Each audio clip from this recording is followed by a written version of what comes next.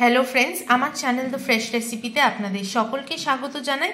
আজ আমি আপনাদের জন্য একটি ইলিশের রেসিপি নিয়ে এসেছি। আসুন দেখে নিই আমি কিভাবে তৈরি করছি। আজ বানাবো ইলিশ মাছের ভাজার রেসিপি। প্রথমেই 3টে ইলিশ মাছ নিয়ে নিয়েছি, ধুয়ে নিয়েছি।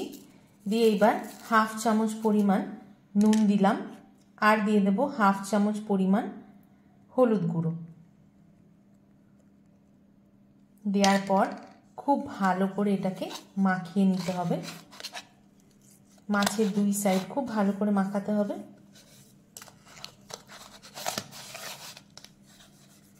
দেখুন খুব ভালো করে আমি ইলিশ মাছটা নুন আর হলুদ গুঁড়ো দিয়ে মাখিয়ে নিয়েছি। এটাকে এবার 15 মিনিট ম্যারিনেট হতে দেব।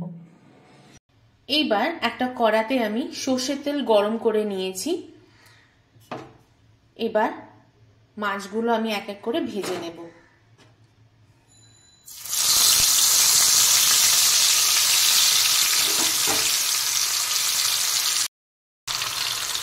মাছের 2 সাইডে কিন্তু লাল করে ভেজে নিতে হবে। মাছের এক সাইড ভাজা হয়ে গেছে, এবার আমি এটা উল্টে দেবো। মাছটা দিয়ে এই সাইডটাও লাল করে ভেজে নেব।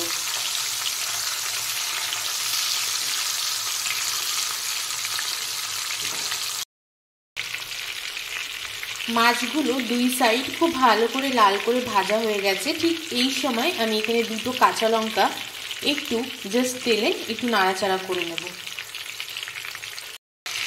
এখানে দেখুন খুব ভালো করে মাছগুলো লাল করে ভাজা হয়ে গেছে, আর লঙ্কাগুলো হালকা তেলের ওপর তেলে নিয়েছি।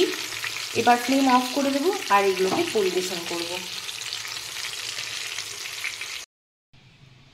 তৈরি হয়ে গেছে আমাদের ইলিশ মাছ ভাজা, একদম রেডি। তাহলে এই ভিডিওটা আজ এখানেই শেষ করছি।